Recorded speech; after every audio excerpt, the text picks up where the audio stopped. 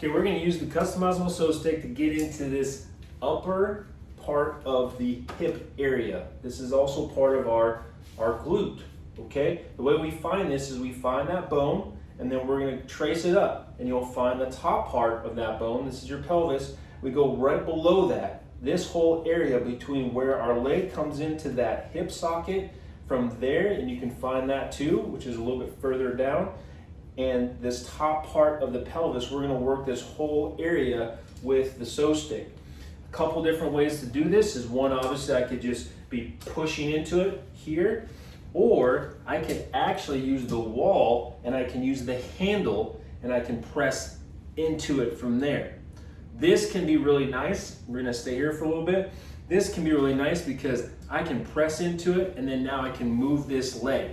But remember that this stick doesn't have a whole lot of surface area on the wall. So I could be here and I could be leaning forward and I could fall. I don't want to fall, right? So keeping the hand here and just going nice and slow. If you feel yourself going, put that foot down. But nice and slow, and then I'm gonna do a couple knee raises at each position. Find that spot. Working just right above that hip socket. And if I need to lean more into it, I bring my feet further away from the wall.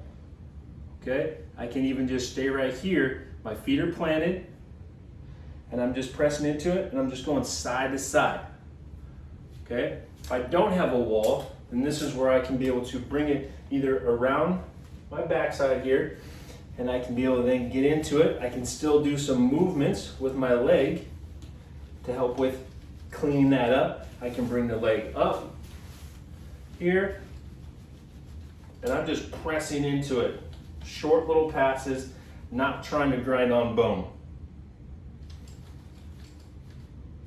Find that spot. I can even do a little bit of a seesaw action here, back and forth. Don't aggravate it too much. Get into it, 30, 60 seconds. There, focus on movement.